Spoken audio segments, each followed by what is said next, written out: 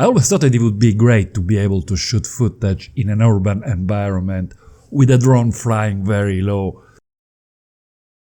maybe with some looping and FPV move, but of course it is dangerous and it's not allowed by regulations. Welcome to the magic world of the Insta360.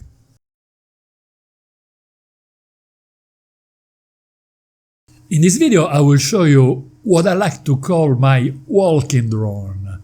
The Insta360 1R is not a new camera, but it is a constantly evolving modular system, offering an incredible amount of possibilities. As a drone-like 360-degree camera with all sorts of special effects, as an action camera, a vlogging unit, and even a good quality regular video and photo camera.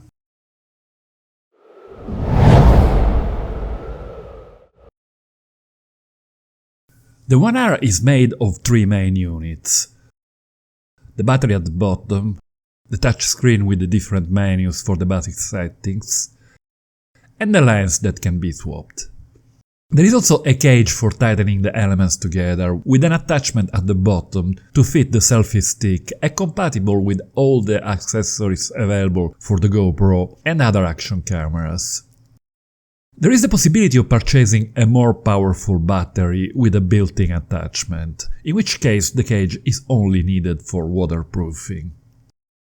The camera module can be mounted towards the back or the front of the lens, which is very useful for vlogging. It is possible to purchase different packages according to the lenses needed. The price, of course, varies accordingly. There is a dual lens for 360-degree video, a 4K camera, and a 1-inch one for the highest video quality.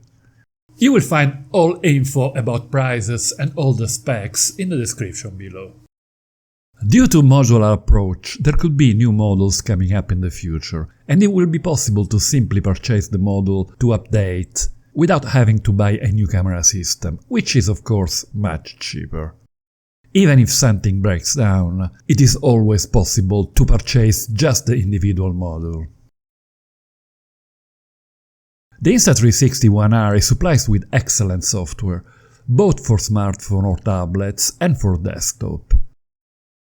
And there are constant updates, therefore is an ever-evolving system.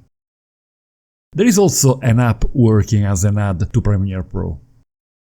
In this video I will not go deeply into technical specs, as I will do other specific videos about each model, but I will rather give you an overview of how this system can be used, as it is an entirely different concept for a video and photo camera.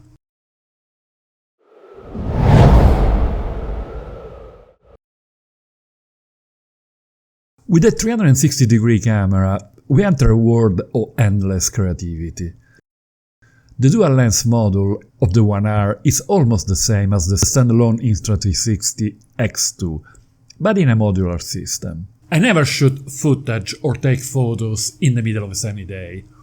I always wait for the hours around sunrise or sunset, or for cloudy days. With a 360-degree camera, the sun is on the frame all the time, so I wanted to have a go shooting on a full sunny day to see what happens. The result was horrible and would have normally gone to the bin, but I decided to show the footage here to see why sunny days should be avoided. Also, I used the auto exposure function, while I always shoot in manual mode. And this function has a huge tendency to overexpose, so if you go auto, I suggest lowering the EV value a good deal.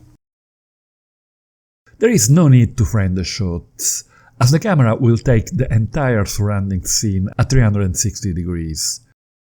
We can reframe the footage in post-production and choose which portion of the image to show. It is then possible to create all sorts of camera moves, like loops, rolls, change of speed, going through small apertures, through tree branches, water. The viewer has the impression to see an FPV drone doing crazy maneuvers at ground level. Since the field of view is huge, it is possible to export the footage in any format, including vertical video for some social media, if you so wish. It is possible to mount the camera on an invisible stick, giving the idea that the drone is operated by some other vehicle. Since the 360-degree module is made by two lenses facing opposite directions, there is a small area between the lenses that cannot be recorded.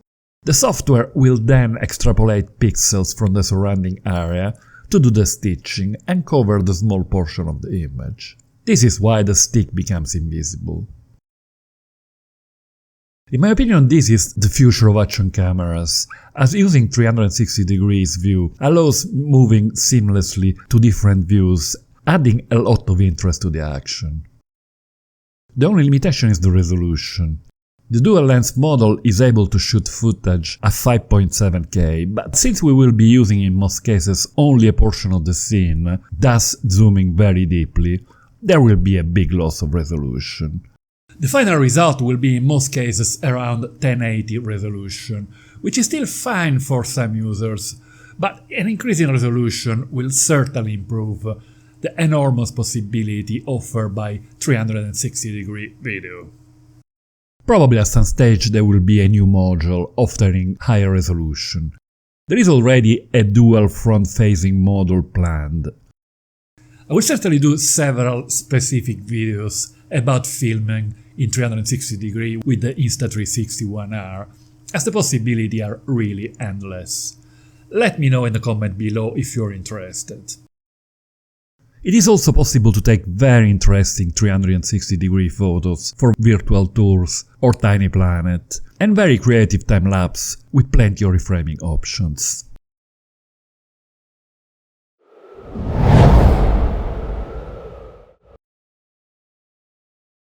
This is a more traditional action and vlogging camera, and is the one that was released with the first version of the 1R.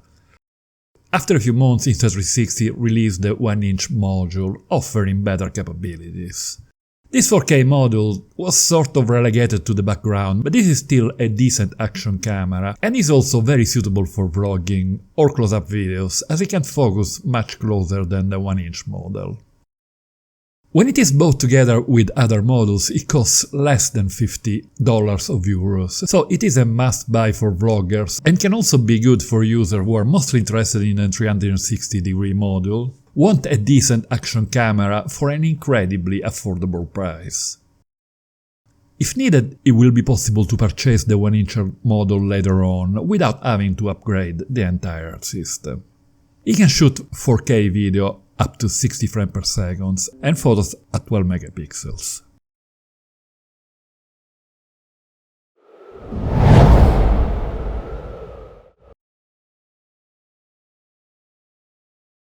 The camera with a 1-inch sensor is, in my opinion, in a different league compared to any other action or vlogging camera. I can use it even as a video or photo camera for urban and landscape footage.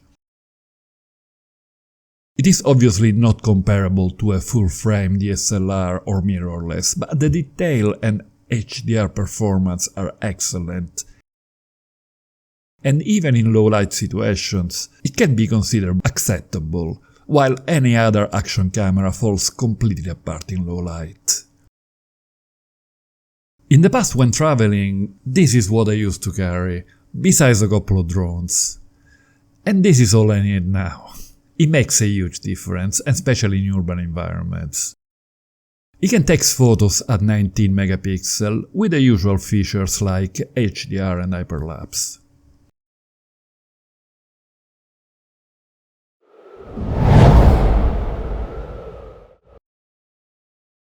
The flow state stabilization works extremely well in all situations, one of the best I've seen in any action cameras.